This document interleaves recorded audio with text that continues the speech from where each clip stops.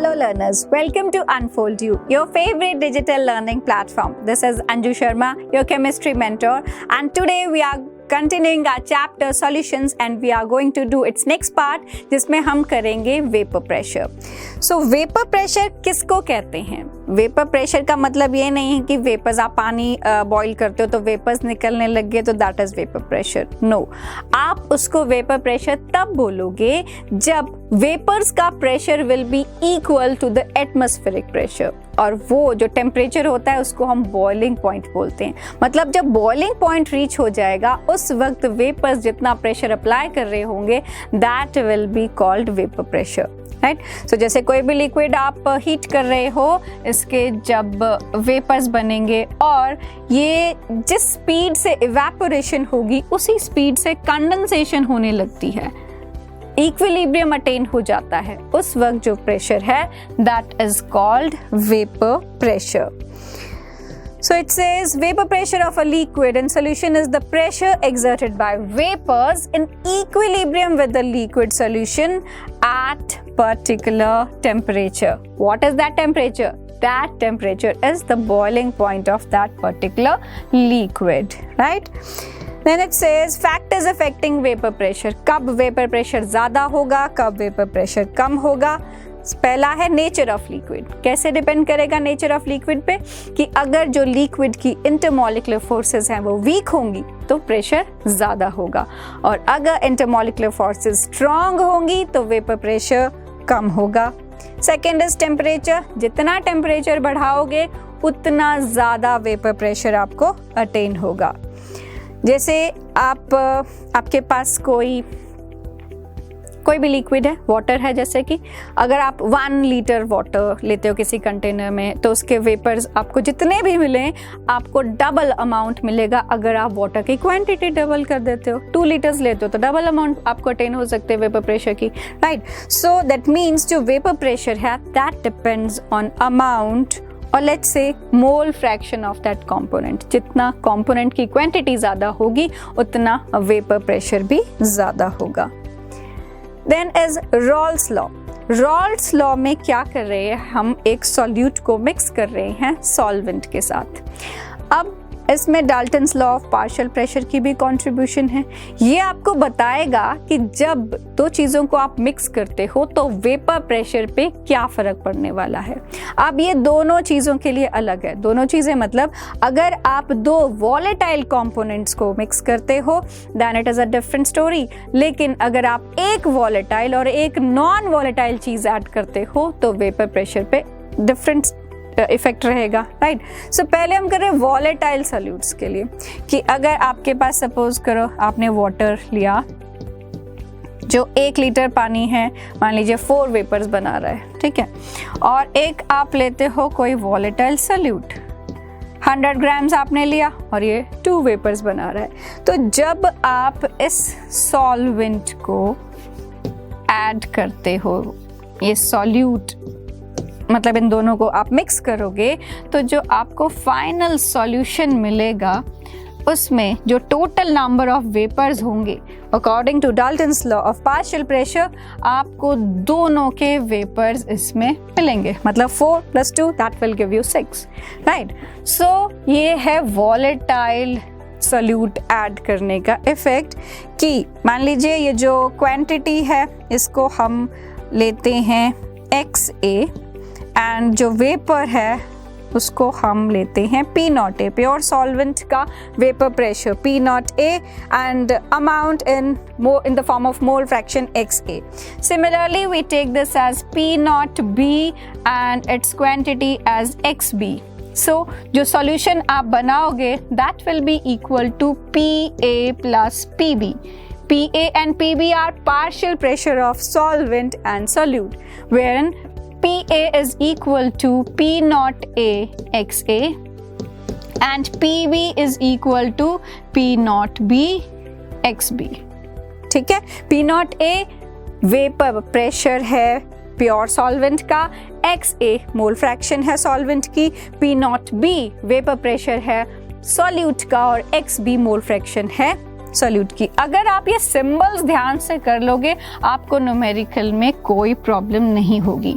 सबसे पहली चीज इस चैप्टर में जितने भी सिंबल्स हैं सबका आपको पता होना चाहिए कि किस चीज के लिए क्या सिंबल है। Mass of solute, molar mass of solute, अगर ये चीजें याद होंगी तभी आप न्यूमेरिकल के फॉर्मूला में उसको पुट कर सकते हो। इसके बहुत इजी है न्यूमेरिकल्स, बस थिंग इज कि आपको ये पता होना चाहिए कि क्या सिंबल आप किस चीज के लिए यूज करते हो। ए किसके लिए, बी किसके लिए, डब्ल्यू किसके लिए, कैपिटल एम किसके लिए, राइट। सो ये कहता है मैथमेटिकली रॉल्स लॉ को आप लिख सकते हो, pressure of solution is equal to mole fraction of solvent into P naught solvent, which is vapor pressure of pure solvent. So vapor pressure of solution जो है that is vapor pressure के लिए आप P naught यूज़ करते हो, mole fraction के लिए X use करते हो, then vapor pressure of pure solvent के लिए this is solution के लिए use PS and pure solvent के लिए use P naught. So next is जब आप नॉन वॉलेटाइल सॉल्यूट डालते हो। सो नॉन वॉलेटाइल सॉल्यूट से क्या होगा, जैसे आपके पास जो सॉल्वेंट है वो वेपर्स बना रहा है, जब आप नॉन वॉलेटाइल सॉल्यूट उसके सरफेस पे ऐड करते हो तो वो सरफेस की जो मॉलिक्यूल्स हैं उनको एस्केप करने नहीं देगा, जिसकी वजह से वेपर प्रेशर कम हो जाता है, राइट। मतलब पहले अगर आपका 1 लीटर वाटर में you were getting 4 vapours, so because of addition of non volatile solute vapour pressure कम हो जाएगा, राइट। सो इसके लिए नॉन वॉलेटाइल सॉल्यूट के लिए it says the relative lowering of vapour pressure. Lowering क्यों हुई, 4 से 3 वेपर्स बन गए, क्यों बने, क्योंकि नॉन वॉलेटाइल सॉल्यूट सरफेस पे आ गया, जिसकी वजह से मॉलिक्यूल्स एस्केप नहीं कर पाए, ठीक है। So it contains non volatile solute and the mole fraction which is equal to the mole fraction of solute in the solution. अभी जैसे आप इस पिक्चर में देख रहे हो ये वेपर प्रेशर था पहले इसका, जैसे ही आपने नॉन वॉलेटाइल सॉल्यूट ऐड किया, ये ग्रीन कलर का जो है नॉन वॉलेटाइल सॉल्यूट है, ये सरफेस पे आ गया और जो नंबर ऑफ वेपर्स थे वो कम हो जाते हैं, डिक्रीज हो जाते हैं। This is called lowering of vapour pressure and this happens when you add non volatile solute to the solvent.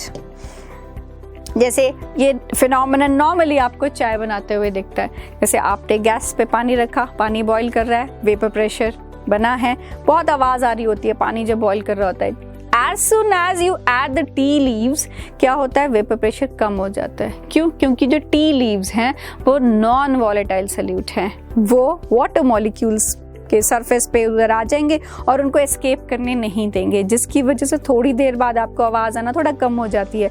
Vapour pressure क्योंकि लोअर हो चुका है, नॉन वॉलेटाइल सॉल्यूट ने सरफेस को ऑक्यूपाई कर लिया है। Then comes ideal solutions. Ideal solution क्या होता है कि आपने 2 चीज़ें मिक्स की, उन दोनों चीज़ों के जो इंटरैक्शंस हैं अगर वो सेम रहती हैं मिक्स करने के बाद भी, उस तरह का सोल्यूशन आइडियल सोल्यूशन होता है। जैसे सपोज करो आपके पास एक कंपोनेंट है AA, एक कंपोनेंट है BB, ठीक है, सॉल्वेंट और सॉल्यूट ले लो। अगर इन दोनों को कंबाइन करके आपके पास जो नया सॉल्यूशन बनता है that will have AB interactions end of equal strength, that type of solution will be called ideal solution. अब जब बॉन्ड की स्ट्रेंथ इक्वल है तो सब कुछ इक्वल होगा, कोई भी चेंज नहीं आएगा, ना हीट में, ना वॉल्यूम में, ना वेपर प्रेशर में। सो ये आइडियल सॉल्यूशन, ये A हमने लिया, B लिया और इनकी जो इंटरैक्शंस हैं वो पहले जैसे ही रहेंगी। So solution which obey Raoult's law over the entire range of concentration, those are called ideal solution. Mix करने पे no enthalpy change, no volume change, that is no heat is absorbed or evolved when components are mixed. Right, ideal solution में vapour pressure, जो तीसरी बात मैंने की थी, vapour pressure भी सेम रहेगा जितना पहले इंडिविजुअल कंपोनेंट्स का था। देन नॉन आइडियल सोल्यूशन में क्या होगा, सपोज आपके पास है AA और BB, लेकिन जब आप इसको मिक्स करते हो तो ये इंटरैक्शंस चेंज हो जाती हैं। क्या चेंज होगा, या तो जो नई इंटरैक्शन है बिटवीन A एंड B या तो वो वीकर हो सकती हैं, राइट, या तो वो स्ट्रॉन्गर हो सकती हैं।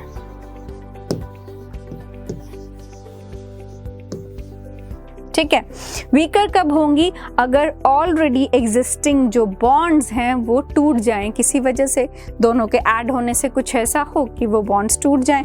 लेकिन स्ट्रॉन्गर कब होंगी? जब कुछ एक्स्ट्रा बॉन्ड्स बन जाएंगे। अब देखो, जैसे कि आपके पास अल्कोहल है, तो अल्कोहल के मॉलिक्यूल्स में क्या होता है? आपस में ऐसे एसोसिएशन होती है, राइट, हाइड्रोजन बॉन्डिंग होती है। But as soon as you add water to it, this bond breaks up, जिसकी वजह से जो इंटरैक्शंस हैं अल्कोहल प्लस वाटर की, दैट विल बिकम वीकर, और वो आपको इस तरह का रिजल्ट देगा। लेकिन अगर आप जैसे एसीटोन में क्लोरोफॉर्म डालते हो, तो इसमें फॉर्मेशन होती है हाइड्रोजन बॉन्ड की, जिसकी वजह से स्ट्रॉन्गर बॉन्ड बन जाता है और ये इंटरैक्शन स्ट्रॉन्ग हो जाती हैं। अब वेपर प्रेशर और एंथैल्पी चेंज का भी देखते हैं, वॉल्यूम का भी देखते हैं। अब अगर मान लीजिए जैसे आपके पास कोई भी सॉल्यूशन था, पहले वो पूरा स्ट्रॉन्ग तो ऐसे पूरा कंबाइंड था, जैसे वीक होंगी इंटरैक्शंस वो थोड़ा सा फैल जाएगा, वॉल्यूम बढ़ जाएगी। अगर पहले से कंपैरिजन में बॉन्ड वीकर है तो जल्दी टूट जाएगा, जल्दी टूट जाएगा तो वेपर प्रेशर बढ़ जाएगा, राइट। एंड अगर बॉन्ड डिसोसिएट हो रहा है, डिसोसिएशन ऑफ बॉन्ड के लिए यू रिक्वायर एनर्जी, तो मतलब एंथैल्पी इसमें यूज होगी। सो इन शॉर्ट सब चीजें पॉजिटिव में हो रही हैं, वॉल्यूम बढ़ी पॉजिटिव, एंथैल्पी यूज हुई delta H positive, vapour pressure भी पॉजिटिव बिकॉज इंटरैक्शन वीक हुई तो जल्दी टूट के जल्दी एस्केप करेगा। This is completely opposite to that. इसमें सब कुछ पॉजिटिव आ रहा है, चाहे वो एंथैल्पी हो, चाहे वो वॉल्यूम ऑन मिक्सिंग हो, चाहे वो वेपर प्रेशर हो। इसीलिए इस तरह की इंटरैक्शंस को we call positive deviation. And इसमें क्या होगा? एंथैल्पी डेल्टा एच नेगेटिव होगा क्योंकि बॉन्ड फॉर्म होंगे, एक्स्ट्रा बॉन्ड फॉर्म होंगे, एंथैल्पी रिलीज होगी, delta H will be negative. Then extra bond form होने से molecules will come closer to each other, जिसकी वजह से वॉल्यूम भी कम होगी और वेपर प्रेशर भी कम होगा क्योंकि और स्ट्रॉन्ग बॉन्डिंग होगी है तो वेपर जल्दी नहीं बढ़ेंगे क्योंकि मॉलिक्यूल जल्दी एस्केप नहीं करेंगे। तो सब कुछ नेगेटिव होने की वजह से जो एंथैल्पी चेंज है, वॉल्यूम चेंज है, वेपर प्रेशर चेंज है, वो सब नेगेटिव रहेगा और इसको हम बोलेंगे नेगेटिव डेविएशन। सो अब इसको देखते हैं।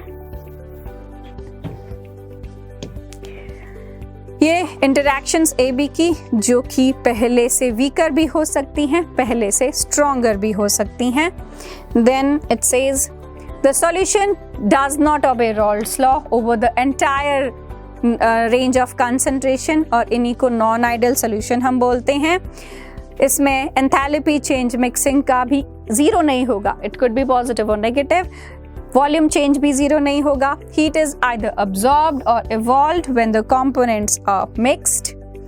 वेपर प्रेशर भी या तो बढ़ेगा या कम होगा। अगर बढ़ता है हम उसको पॉजिटिव डेविएशन बोलते हैं, अगर वेपर प्रेशर कम होता है we call it negative deviation.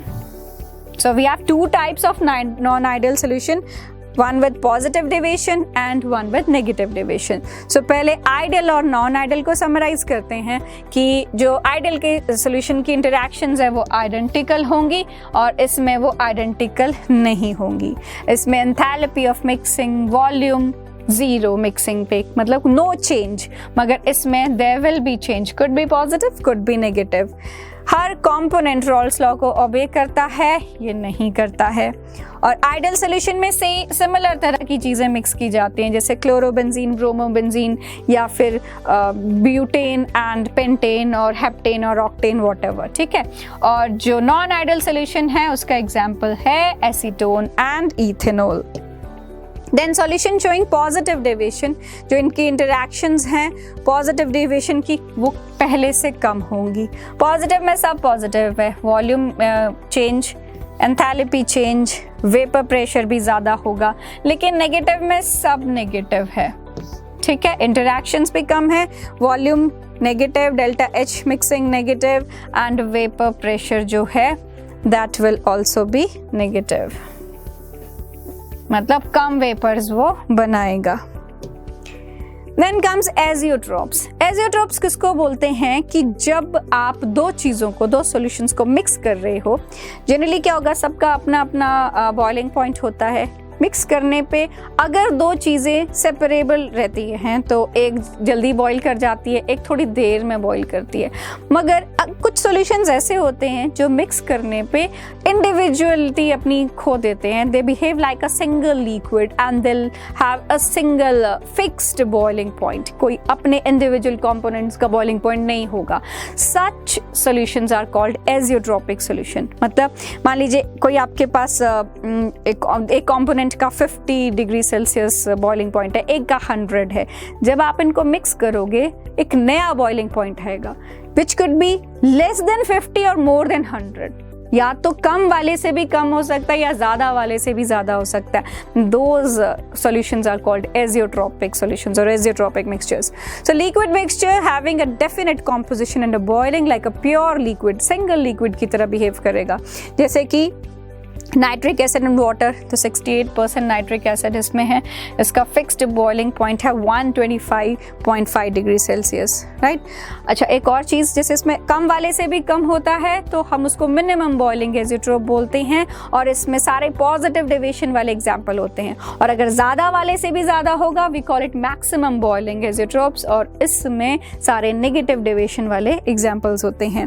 Then acetic acid and pyridine है, 65% pyridine, you have boiling point is 139, chloroform acetone का 65 and hydrogen chloride and water का you have 108.6 degree Celsius.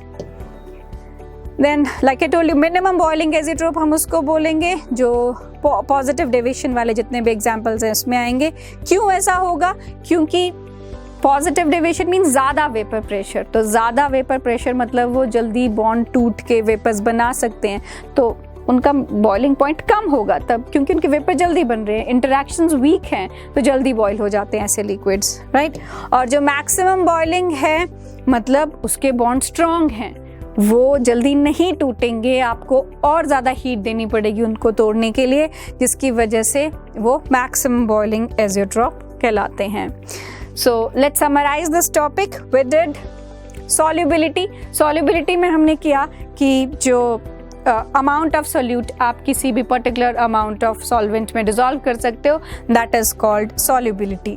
Rawls law दो किए, एक volatile component के लिए, एक non volatile component के लिए, जिसमें इसने कहा कि अगर वॉलेटाइल सोल्यूट लेते हो तो वो वेपर प्रेशर में कंट्रीब्यूट करेगा, लेकिन अगर नॉन वॉलेटाइल सोल्यूट लेते हो वो वेपर प्रेशर में कंट्रीब्यूट नहीं करता है।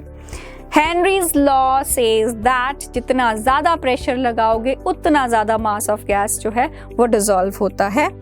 Then ideal and non ideal solution में यू से आइडियल सोल्यूशन जो रॉल्स लॉ को हर कंसंट्रेशन पे ओबे करता है, नॉन आइडियल ओबे नहीं करेगा।